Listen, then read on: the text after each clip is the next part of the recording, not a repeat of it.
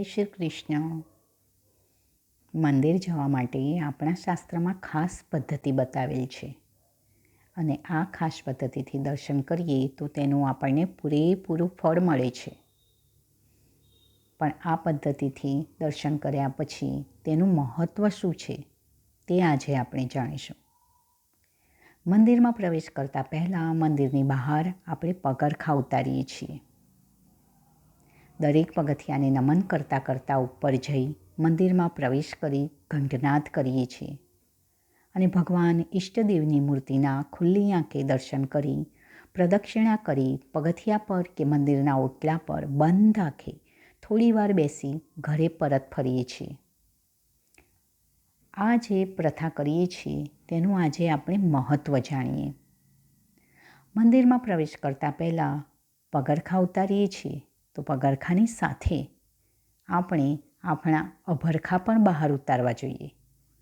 આપણી તમામ ઈચ્છાઓ, ક્રોધ, દ્વેષ, મોહ વગેરે તેમજ સંસારની નાની મોટી માંગણીઓ પર મંદિરને બહાર મૂકીને જવું જોઈએ. ઈશ્વર પાસે જવા માટે નમ્ર થવું પડે.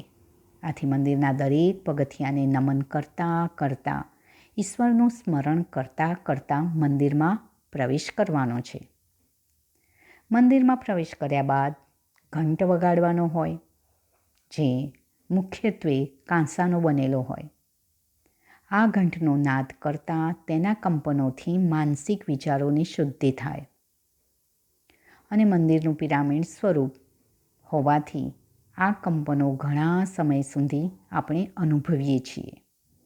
આથી આપણા માનસિક મગજમાં જે પણ કુવિચારો, ખરાબ વિચારો હોય તે દૂર થાય અને મન શાંત અને મંગળ બને.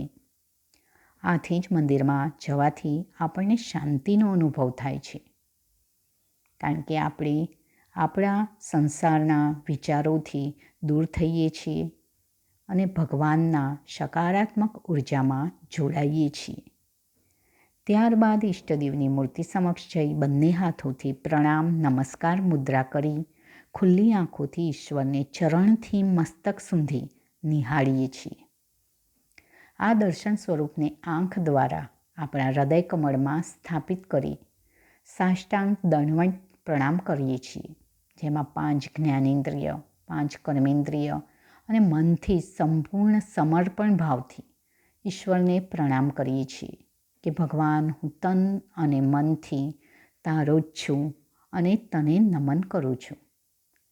મંદિરની બહાર નીકળ્યા બાદ પ્રદક્ષિણા કરવામાં આવે છે, જેમાં જુદા જુદા દેવના નિયમ પ્રમાણે અડધી, આખી, 3, 5 કે 7 પ્રદક્ષિણા કરવાની હોય છે.